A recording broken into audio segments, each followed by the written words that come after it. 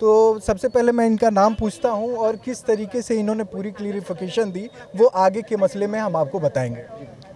मेरा नाम advocate Kalyani Singh from high court. तो अभी है मैम है, अभी हमारे पास पूरी कागज़ आ गई है। एक थोड़ा सा मसला है जो हमें लग रहा है कहीं ना कहीं इसमें डाउट क्रिएट कर रहा है, तो मैम से पूछेंगे जो धाराएं लगी हुई हैं और उसमें कौन सा एक धारा जो है 325 वाला आप बता रही थी, उसमें क्या लग रहा है आपको? ये हम लोग 325 ये कर रहे हैं। इसमें साफ लिखता है कि intention to cause that grievous hurt के लिए। तो इस केस को अगर पूरी तरह से देखा जाए और मतलब किसी को मारने के लिए इंटेंशनली, हाँ, जान से मारने की नियत से किया गया जो ग्रीवियस हर्ट है, जिसमें इंजरी होती है, जो उसका या तो एक आंख का अंधा हो गया, ये लंगड़ा हो गया, इस तरीके का। तो इंटेंशन जिसमें है, इंटेंशन है मारने जान की, से मारने की नियत हो तो वो 325 सिद्ध करता है। हाँ, 325 उस चीज़ को सिद्ध करता है। ये 320 में इसका पूरा डिटेल्स पढ़ा जाएगा, तो उसमें कहीं भी ये चीज़ फॉल नहीं कर रहा है। जहाँ तक एफआईआर पढ़ी जा रही है तो उसमें कहा जा रहा है कि बस वो गाड़ी के शीशे से जो है हल्का सा टच हुआ और वो गिर पड़े, ठीक है। तो उनका इंटेंशन क्या रहा होगा? एक फौजी का इंटेंशन क्यों किसी को मारने का रहेगा? ठीक है, वो अपनी फैमिली लेके जा रहे हैं, एग्ज़ाम दिलाने जा रहे हैं, अपना काम करने जा रहे हैं। तो जनरली हम लोग ऐसे, आम पब्लिक चल रही है, गाड़ियाँ चल रही हैं, अगर लग गया, ठीक है, तो उनका कोई इंटेंशन मर्डर करने का नहीं, ठीक है। जो 325 को दिया गया है, इसमें एफआईआर को साफ पढ़ने से लग रहा है, जहाँ कुछ लाइंस जो हैं इसमें कानूनी कार्रवाई की जाए के बाद यहाँ पे खत्म हो जाता है। मींस अब आप देख सकते हैं यहाँ पूर्ण विराम है, यहाँ खत्म भी कर दिया गया है। उसके बाद ऐसा लग रहा है कि 325 को ऐड करने के लिए, ताकि जो सारा है वो बेलेबल ऑफेंस है, तो इसको नॉन बेलेबल बनाने के लिए ये लाइन जो है इसको ऐड ऑन किया गया है। ऐड ऑन किया गया। एक बार पढ़ के आप बताएं लास्ट में जो सिद्ध करने के लिए पढ़ा। ये मैं अपने चाचा को इलाज हेतु डॉक्टर इरशाद आलम के क्लिनिक लक्ष्मीपुर में भर्ती कराया हूँ। इनका दाहिना हाथ पूरी तरह से टूट गया। ये पूरी तरह से टूटने का मतलब है ग्रीवियस हार्ट में फॉल कर गया, ठीक है। तो इंटेंशन टू ये डेथ के लिए जहाँ तक तो ऐसा कुछ भी नहीं। आपने एक चीज़ कहा कि ग्रीवियस मीन्स जो ऐसी चीज़ जैसे आँख चला जाए, हार्ट, मतलब गंभीर रूप से, गंभीर रूप से सबका पूरा डैमेज हो जाता है। तो अगर उस वो लाइन का मतलब साफ तौर से तो ये नहीं हो रहा है कि हाथ वो पूर्ण रूप से टूट चुका है, ये अपाहिज या दिव्यांग की श्रेणी में आ सकते हैं। अब ये देखिए, बाकी जो चीज़ें हैं वो कार्यवाही होने के बाद, जब मेडिकल जब हमारा अभी कॉल डायरी आएगा, कॉल डायरी आने के बाद पूरा डिटेल्स जो है पुलिस द्वारा इन्वेस्टिगेशन किया जाएगा। अगर एक सच्चे तरीके से इन्वेस्टिगेट किया गया उस चीज़ को, तब तो सही बात है। लेकिन ये बताइए कि यहाँ तो यूनिफॉर्म की लड़ाई हो रही है, ठीक है, पुलिस वाला स्वयं उस चीज़ को इन्वेस्टिगेट करेंगे, जबकि वो स्वयं ही एक एफआईआर करते हैं, ठीक है। तो इस तरीके से इसमें थोड़ा सा और इन्वॉल्वमेंट्स जो है अदर पार्टी की ज़रूरत है हमें, ठीक है। किसी अदर के द्वारा इन्वेस्टिगेशन करवाया जाए और एक सच्चे एविडेंस का कलेक्शन हो, और उसमें डायरेक्ट। छोटा सा सवाल रहेगा, यहाँ पर 3, 6, 1, 7 धाराएं लगी हुई हैं सर, मतलब मेरे को अवेलेबल है, ऑल आर अवेलेबल। इसमें कोई ओनली जो ये 325 लगाया गया है, जो कि लास्ट में यहाँ ग्रीवियस हर्ट को फॉल कर रहा है, जो कि साफ देखने से लग रहा है कि कॉन्कॉक्टेड है। लेकिन फिर भी जो न्यायालय, हमारी माननीय न्यायालय है, उसके डिसीजन से ज़्यादा हम लोग उसके बियॉन्ड हम लोग नहीं जा सकते हैं, और उनका जो भी फैसला होगा वो सही होगा, इस बात का हम लोग को पूरा विश्वास है।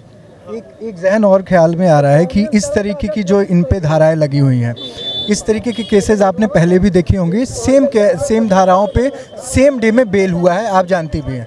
बहुत सारे ऐसे केसेस हैं, इससे ज़्यादा डिस्क्रिशनरी पावर ऑफ कोर्ट होता है, डिस्क्रिशनरी पावर भी होता है। कुछ चीज़ें जो होती हैं वो कोर्ट को ही, अगर न्यायालय की चीज़ें न्यायालय को ही छोड़ दी जाए तो बेहतर होगा। उस पर कोई टिक्का टिप्पणी करना हमारे लिए बेहतर नहीं है, क्योंकि हम लोग अधिकारों के लिए। पार्शियलिटी तो नहीं इसमें कुछ लग रहा है, क्योंकि इसी सेम मेरे पूछने का सीधा सा मतलब है। पार्शियलिटी की जहाँ तक सवाल है, अभी हम लोग एडवोकेट के तौर पे यहाँ पे आए हैं। सारे डॉक्यूमेंट्स को जब तक पूरी तरह से अच्छे तरीके से पढ़ नहीं लेते हैं, सारी चीज़ों को समझ नहीं लेते हैं, इस बात पे कोई भी कमेंट करना सही नहीं माना जाएगा। क्योंकि हम संदेह में तो कहीं न्यायपालिका भी सामने आ रही है, क्योंकि इस तरीके की बहुत सारी केसेस हैं, सेम डे बेल चाहेंगे, उस पर नो कमेंट का हमारा ये रहेगा, क्योंकि उस पर न्यायपालिका पे हमारा कभी भी अविश्वास नहीं रहा है, और आज भी यही कहेंगे। बात तो सही है कि अगर हम लोग अधिकारों के लिए लड़ते हैं और हम लोग ऐसी बातें करें तो एक फिजूल हम भी हक के लिए लड़ रहे हैं, आप जी, उनके लिए खड़े हैं। हम सारे लोग हक के लिए लड़ रहे हैं। और कहीं ना कहीं देखा जाए तो पुलिस भी हमारी सुरक्षा में लगी हुई है। तो स्टेट में जो अगर देखा जाए तो पुलिस हमारी रक्षा करती है,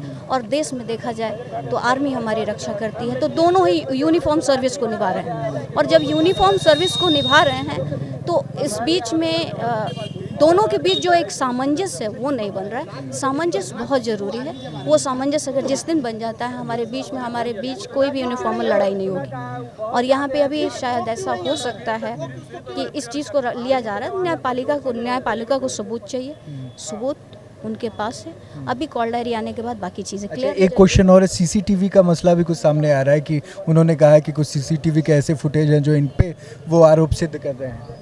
ऐसा कुछ भी नहीं है। देखिए, जो कहते हैं जाकी रही भावना जैसी, प्रभु मूरत तिन देखी तैसी। जिसको मन किया जिधर से ऐड ऑन करके डाल दिया है, जो भी है। लेकिन इस बीच में आप लोग के बीच में एक चीज़ कहना चाहेंगे कि आप लोग आपसी सामंजस्य बनाए रखिए।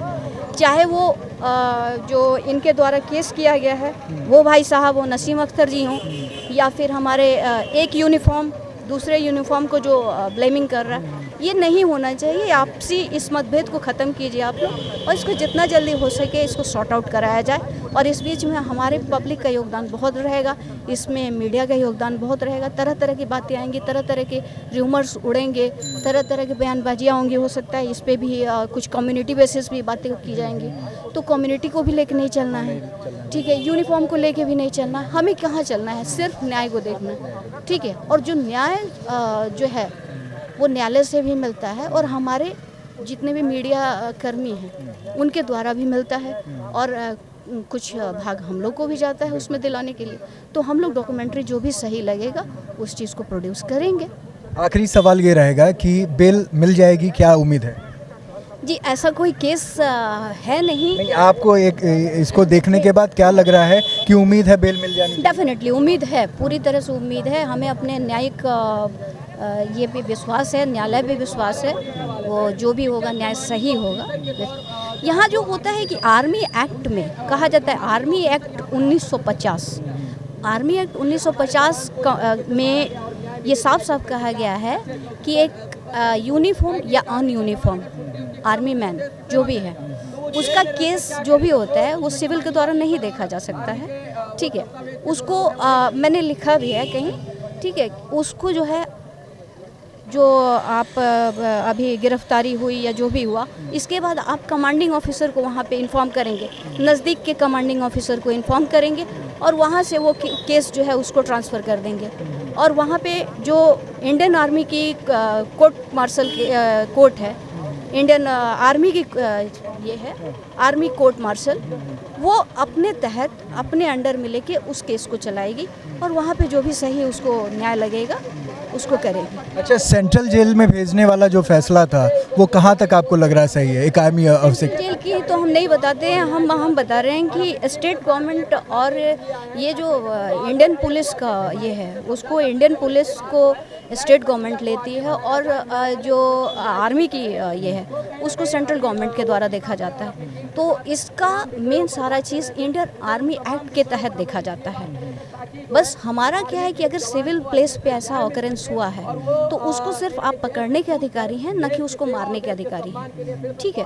आप पकड़े, ठीक है, आपको एट द टाइम वहाँ के कमांडिंग ऑफिसर को इन्फॉर्म कर देना चाहिए था, विद इन 2 आवर्स आपको इन्फॉर्म कर देना चाहिए था। उसके बाद वहाँ के कमांडिंग ऑफिसर अपना एक्शन लेते, और बाकी केस चलाना है, कैसे चलाना है, जो भी वहाँ पे न्याय देंगे। अच्छा, इस तरीके के आर्मी अफसर के साथ जो सुलूक हुआ है, मतलब जिस तरीके की तस्वीरें सामने आई, फुटेज जो बयां कर रही है, कहीं ना कहीं देश में जो सेंट्रल गवर्नमेंट है, जो पार्टियां हैं, जो सिस्टम चला रहे हैं, उनको शर्म आनी चाहिए। क्योंकि जब हमारे मुल्क से बाहर जो भी एक केस हुआ था अभिनंदन का, उसको वापस कर दिया जाता है, लेकिन कभी ना कभी इस तरीके की जब तस्वीरें सामने आती हैं कि एक राज्य में एक आर्मी अफसर को इस तरीके का सलूक किया था और 8 दिन का वक्त बीत जाता है और न्याय नहीं मिल पाता है, तो थोड़ा सा ऐसा लगता है कि सिस्टम को भी इससे शर्मिंदगी महसूस हो सकती है। क्योंकि बाहरी मुल्क तो हमारी एक कमी को खोज रहे हैं, दूसरी मुल्क जो है हम चाहते हैं कि कुछ ना कुछ ऐसी कमियां हों जिसको मुद्दा बनाए। आप पे करता है, मैंने कहा कि यूनिफॉर्म पॉलिटिकल पार्टी हो चुकी है, ये पॉलिटिकल पार्टी की हम नहीं जानते हैं। हमारी बस बात ये है कि यूनिफॉर्म टू यूनिफॉर्म अगर लड़ाई हो रही है तो बहुत शर्मनाक बात हमारे देश के लिए है।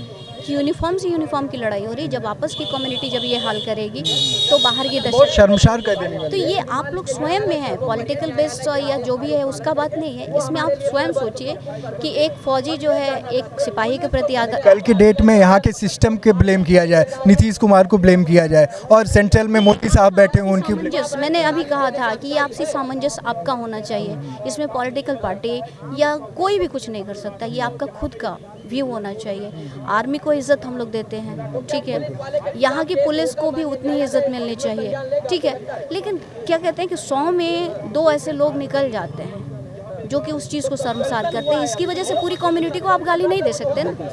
तो हमारे अंदर ये चीज़ होनी चाहिए, और हम अपने मीडिया से भी इस बात की उम्मीद कर रहे हैं कि इस चीज़ को कम्युनिटी बेस, यूनिफॉर्म बेस नहीं लेके एक इंसानियत के रूप में देखें और इंसानियत को न्याय दिलाने की कोशिश करें। इतने टाइम का एक्सपीरियंस आपका है, क्या लगता है कि बेल मिल जाएगी? डेफिनेटली बेल तो मिलेगी, इस बात की उम्मीद है, पर कितना वक्त? कितने दिन में मिलेगी इस बात का कहना 8 दिन हो चुके हैं। क्योंकि देखिए अभी कुछ दिन बाद से कोर्ट बंद होने वाले हैं, फिर होली आने वाली है, तो इस बीच में अगर मिल जाए, ऐसा ना हो होली तक मसला फंसा दिया जाए किसी कारणवश और बेल फिर उसके बाद होली की छुट्टियों के बाद। अब ये तो कॉल डायरी आने के बाद सब क्लियर हो जाएगी। कॉल डायरी जितनी जल्दी आ जाए उतना अच्छा होगा। तो हमें इसके लिए इतनी धाराओं पे अभी तक बेल मिल जाना चाहिए था, नहीं मिला है। आगे बढ़ भी सकता है, ये संदेह है लोगों को, मीडिया को भी, मेन स्ट्रीम मीडिया को ही और जनता को भी। तो बस इस चीज़ पे फोकस किया जाए कि कॉल डायरी जितनी जल्दी आ सके। हमारे लिए प्रायोरिटी ये है कि कॉल डायरी आएगी, उसके बाद हम लोग उसके आगे बढ़ेंगे, उसके बेस पे बढ़ेंगे। तो इसके हिसाब से चलना है हमें।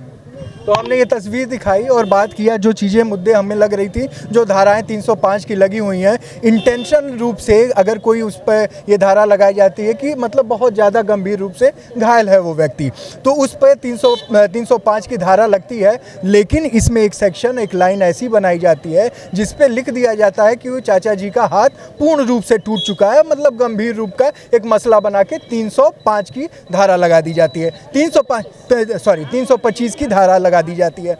ये धारा लगाना बस मात्र एक ऐसा धारा है, क्योंकि और भी 7 धाराएं हैं जिन पे सेम डे बेल होने की नॉर्मल है और बेल मिल सकती है। बस एक मसला इसके फंसने के वजह से 8 दिन का वक्त लग चुका है और उम्मीद है कि अभी भी आगे वक्त लगेगा। मैम ने कहा है कि डेफिनेटली हम बेल पाएंगे, लेकिन कब तक का समय है ये कंफर्म हम नहीं बता सकते। ये तो हमारे न्यायालय के ऊपर डिपेंड करता है। और दूसरी बात है कि कॉल डायरी जैसी आती है उसके बाद न्यायालय तो कहते थे ना कि कानून अंधा है, सबूतों और गवाहों पे फैसला होता है। तो क्या आज लगता है कि कानून पूर्ण रूप से अंधा हो चुका है, लेकिन जो सिस्टम है उसको अलग करने की कोशिश है कि नहीं? ये संदिग्ध में बहुत सारी चीज़ें सामने आ रही हैं कि कानूनी फैसला जो है और न्यायपालिका का फैसला जो है कितना मैच खाता है। 8 दिन से ऊपर का वक्त लग चुका है, अभी कितना वक्त लगेगा? एक्सपीरियंस यहाँ के जो लॉयर हैं या वकील हैं वो बता रहे हैं कि अभी हम कुछ साफ तौर से नहीं कह सकते। तो देखते रहिए भारत एक नई सोच। मैं शुभम त्रिपाठी, नमस्कार।